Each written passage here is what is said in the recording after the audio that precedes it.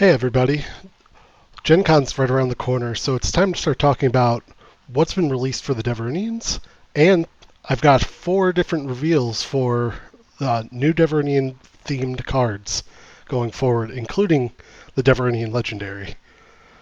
So to get started, kind of wanted to go over what we've already seen and what I expect to see in the future. So to start, we've seen 9 cards, which is effectively half, as well as 5 Warlords, since Shastra was just revealed this week. Now, when it comes to them, the distribution is, as you see, level 1s, 2s, 3s, and 4s, and 5s. But yeah, so when you look at the starters that you're most likely going to have, it isn't very diverse. You basically have your choice of Gene Court Initiate or Ambitious Squire. Squire Parthas isn't really good as a starter. He'd be better as a drop later on. But basically, if you're going aggressive, you pick Ambitious Squire. If you're going defensive, you're going to pick Gene Court Initiate. If you want purely defensive, you're going to do Church Inquisitor because the 2 hit points is nice. If you're going aggressive, you'll do one of each of him and Squire Fendrick. Obviously, we don't know what other characters there are. There could be another better option of both level 1 and 2. Like I said, we've got 9 cards that I don't know of to fill in the ranks. I imagine we're going to have more level 4s, probably 1 or 2 level 1s and 1 or 2 level 2s left, and then 1 or 2 level 3s, and maybe another level 5. Unsure yet, but that's kind of what I get from reading this. But to get started, I've got this deck over here filled with 9 cards. 4 of them are new cards that I'm revealing today. The other 5 are the Warlords. So I'm going to discuss them as they come up, and we'll go over them as they go. So here we go. All right, the first one we got is Archivist Myrina. Archivist is the draft Warlord, and basically she could be any class that you want to have. At the start of the game, you choose a class, and she permanently gains the class. And her ability is just a limited order to give a character 1 level this turn. Now, being the draft warlord, this is going to be just generally weaker than most of the warlords in the format. It's just kind of how they're designed to be. That said, Myrina has actually the best ability of any of them, in that giving a character +1 level can open them up to doing things that you wouldn't normally be able to do. And might actually be relevant with the legendary I'm going to show you. But basically, you can take a character that normally wouldn't be able to, cast your big level 5 spell because it's only level 4, and now they're able to cast a spell for you so that Myrina doesn't have to. It most likely won't see that much play, but at the very least, of the draft warlords, it is the most playable. Going on. Our first reveal. And to show you, this is the Stormlord token. This is a token character, which means it cannot go in your deck, and it is the Stormlord. It's got 7/7 attack, 8 AC, level 5 fighter with 7 skill, 3 hit points, the planner ability, and at the end of the turn, you have to kill a Deverenian. To note, it is a Deverenian, so if you have to, it can kill itself. Though I imagine most of the time you're going to pick a smaller character to delete. And being a token, that means it has to be summoned by another card, which we'll see later. So going back here, I'm just going to throw the token down here. But, it's going to be a decent card when you come to see it, but again, this is just the token. So moving on. The next character we got is High Acolyte Helene. This is one of the Gen Con 23 warlords. In my opinion, one of the strongest. I think the ability to bring a level 4 in as if it was a level 3 is very good. Especially, Gedbane obviously has direct synergy, making it so Gedbane only needs 1 movement action or 1 readying action in order to be ready in the front rank. But, we saw at the Gen Con deck, you had like Count Damien, who is now going to be deconfirmed as of today. But you'll have other level 4s, including the legendary. But the one thing you'll find is that lowering that level is really nice. But the big issue is since she doesn't have the ability to do that also for level 5s and on, you don't really get the Sir Robert effect of getting a level 5 down in 4, which means that if you want to play level 5s out of her deck, you have to play the level 4s in rank 4, which is a downside. That said, I still see her being, aggressive. She's a canter, so when you get canter-based abilities, that's a fairly good one. Not quite as good as Seer, but still very good. And her react is to, whenever she targets a Deverenian spell, you can spend a non-warlord character in the opposing first rank. Very good, especially, if you can start your turn. To use Ancients as an example, like if you start your turn with the Mass Blessing and spend one of their first rankers, it can be all the difference, and then obviously you can snowball from there. And there's no level restriction, it just can't be a Warlord, so even if they have, Retsov dropped a dragon that's in rank 1 now, you can spend it. So just, very powerful Warlord. I think probably the best Dev Warlord that's been released so far, though I can see some arguments for the others. I still think she's at least the most interesting. All right, moving on. Lord Belasco. Lord Belasco is the uncommon warlord. He has True Strike, is a fighter wizard, and has a limited order to basically cast teleport, so it moves target equal or lower level character forward or backward. Notably, that can be an enemy, but it cannot create an illegal rank.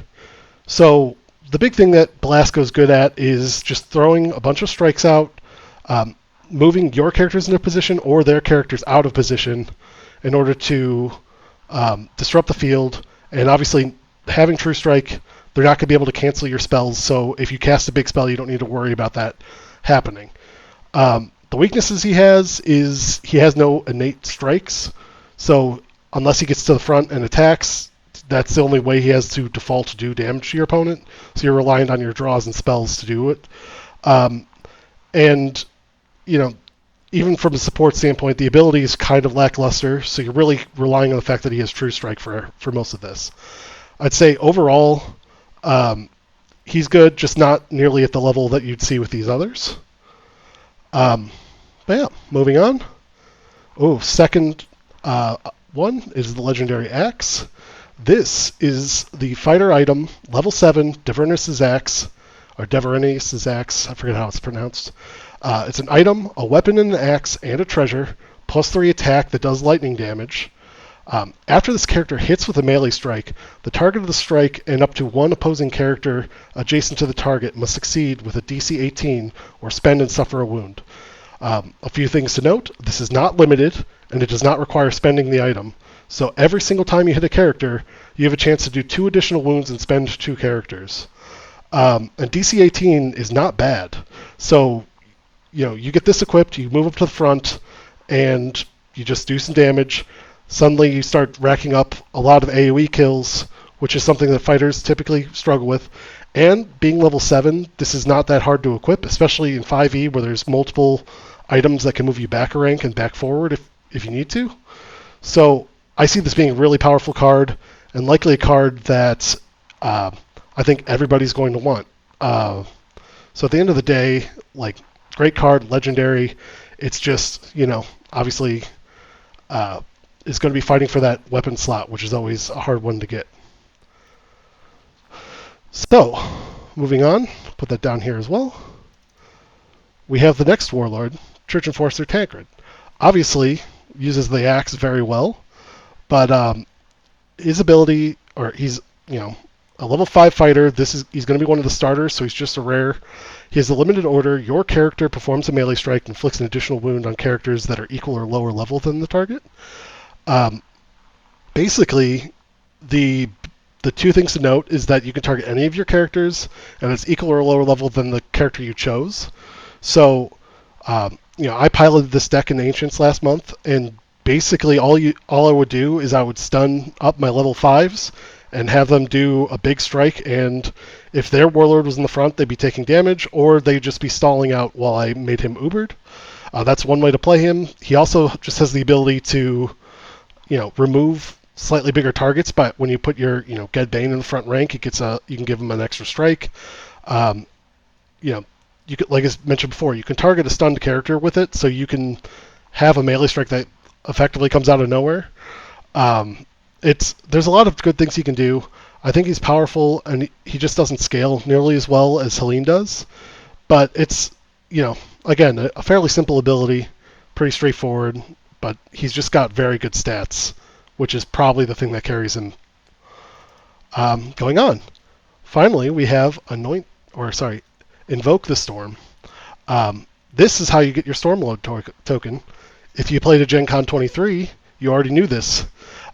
But it's basically the exact same card as what Gen Con had. Spend order, you put a Stormlord character token into play in your first rank. And obviously it's a level 5 fighter, blah, blah, blah. It's already seen in the token we've seen already. But the big thing to note is that since it says put into play ready, non-Deverenians can in fact play it. It's just obviously they won't have any other Deverenians to kill, so Stormlord will have to kill itself.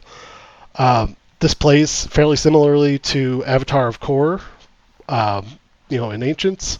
Obviously, it's the dev version of it. The big thing that you can do with this is if you're ballsy enough to do it, you can throw in, like Epic Donnybrook or one of the other fighter actions, and that it can use those fighter actions in the front rank, doing massive damage very quickly. Obviously, that's a risk, but it's been seen to work with Obliterate in Ancients with Avatar of Kor. You can kind of run the same playbook, but with Invoke the Storm. So yeah. Going back here, we've only got 2 cards left. All right, and now we have the legendary Warlord, Librarian Shastra. So this came out this week. There's been a lot of conversation about it. I've given opinions on every angle of how I feel about it. I think the Warlord is fine. I think the ability is underwhelming, to say the least. Like, to discard a card and only be able to spend at a DC 15 that doesn't scale. The 2 characters that this most felt like when I was looking through the Warlords would be, like, the most obvious direct comparison would be Kelton the Bleak, who it both scaled and it stunned instead of spent, but it can only go 2 ranks. And then the other one would have been Cabri Netherin, but Cabri has the option to do a wound, which is just better. So the ability I don't think is bad. The big thing is that since it can go 3 ranks, you can just sit in the second rank, spend characters in the front rank, and you just hold on. So if the Warlord needs to hold on, you can. That said, not having a subclass hurts a lot. I don't see this Warlord being that great. I think she'll be good, just almost strictly from being a dev wizard. Like, the main interactions that I think you'll see is basically you'll be able to stack your deck with spend order spells more than you normally would be able to have without it encumbering your deck, pun intended. But at the end of the day, you'll be able to discard those spells, or between Kingslayer and Shastra, you'll be able to cast more level 5 spells than the other Warlords will be able to. So, obviously Epic Invocation being the big one, because you don't have to be in the second rank to do that.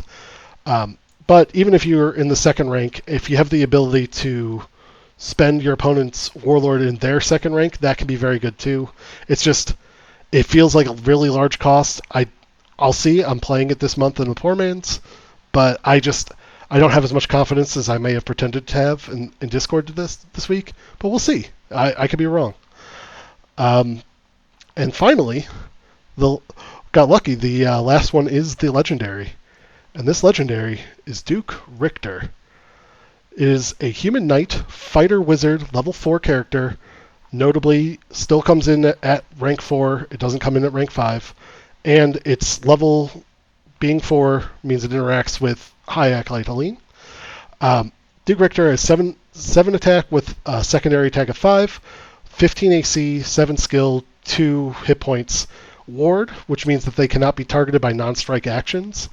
And defend +5, and a limited react whenever he's targeted by a strike, you cancel it. So obviously has some very good potential at just sitting next to your Warlord and defending against a sniper attack. The other big thing that he does is just by being both a fighter and a wizard, he has direct synergies with, you know, three of the four warlords, and then of the fourth warlord, being a level 4 lets him come in and rank 3 and has the defending abilities. There's a little bit of counter synergy with himself where Ward can only defend strikes for him, or sorry, defend interacts with Ward where you can only defend strikes as opposed to actions. So, if your opponent for whatever reason epic evocates, you can't defend that to Richter to protect your Warlord from the potential wound or other similar actions. That said, stat-wise, this is fairly similar, like in general, to Mariah Blackthorn, which I found interesting. It does have better stats in general, and obviously the second class, which should help. If one of the new traits gets any support, it'll likely be Knights. So I could see the Knight trait meaning something. I don't have too much confidence in that. So I think overall it's going to be a strong card. You're going to want it in your deck. It's just not like Beacon was when you saw it, where your Beacon you just knew, oh, that card's going to be very good. I still think this will be good. I still think you'll see a lot of play, and I think it'll fit into every single one of the Warlords that we see here. So on that note, that's all I've got for today. Obviously, if you guys have any questions, let me know. That or I'll see you guys in the Discord. But thanks, and have a great day.